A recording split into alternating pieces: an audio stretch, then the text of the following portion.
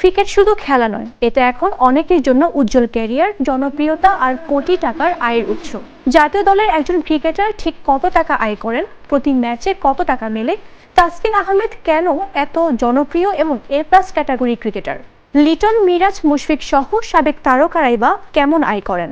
আজকে জাগো বিশ্লেষণে আমরা জানবো ক্রিকেটারদের বেতন, ম্যাচ ফি এবং অন্যান্য আয়ের খুঁটিনাটি। সঙ্গে থাকছি আমি মামদুহা রাইসা।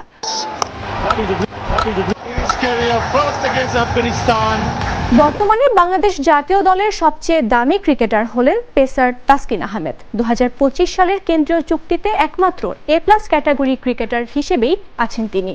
এতে তার মাসিক বেতন দাঁড়ায় 10 লাখ টাকা, অর্থাৎ বছরে বেতন বাবদ আয় হচ্ছে 1,20,00,000 টাকা। এটা শুধুই বেসিক স্যালারি। তামিম ইকবাল, মুশফিকুর রহিম, লিটন দাস, সাকিব আল হাসান, মাহমুদুল্লাহ, এইসব অভিজ্ঞ ক্রিকেটাররা সাধারণত এ বা বি ক্যাটাগরিতে থাকেন। আবার কেউ রয়েছে সি ক্যাটাগরিতেও, কারণ জাতীয় দলে তার নিয়মিত নন। যদিও সাকিব বা তামিমের মতো তারকারা জাতীয় দলে নিয়মিত না থাকায় তাদের কেন্দ্রীয় চুক্তি বর্তমানে সক্রিয় নয় বা কম গুরুত্বপূর্ণ হয়ে গেছে।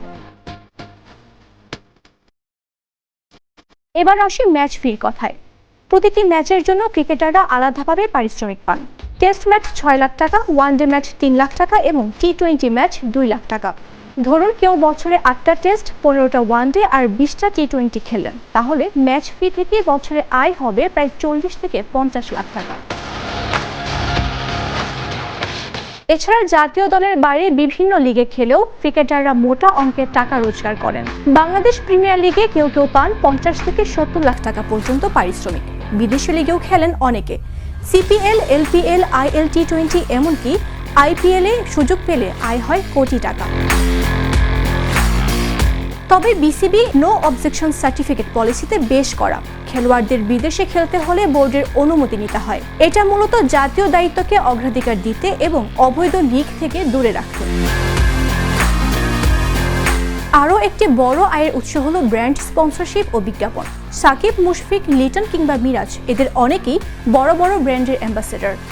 একটি বিজ্ঞাপনেই আয় হয় লাখ লাখ টাকা। তাসকিনও বর্তমানে বেশ জনপ্রিয় এবং ব্র্যান্ড ভ্যালু অনুযায়ী তারও এই খাত থেকে আয় বাড়ছে। তবে কথা সত্য যে ভারত, অস্ট্রেলিয়া বা ইংল্যান্ডের তুলনায় বাংলাদেশের ক্রিকেটারদের বেতন কিছুটা কম। একজন ভারতীয় এ প্লাস ক্রিকেটার বছরে 7 কোটি রুপির মতো বেতন পান। সব মিলিয়ে বলা যায় জাতীয় দলের একজন প্রথম সারির খেলোয়াড়ের বার্ষিক আয় 2 থেকে 3 কোটি টাকা বা তার বেশি হতে পারে। আর তাসকিনের মতো একজন এ প্লাস তারকা খেলোয়াড়ের আয় আরও বেশি। আপনার কি মনে হয় আগামী দিনে কে হতে পারে বাংলাদেশের সবচেয়ে বেশি উপার্জনকারী ক্রিকেটার?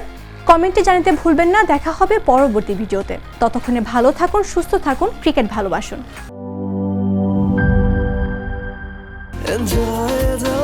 চলো উড়াই খুশি তুলে নিয়ে হাতে,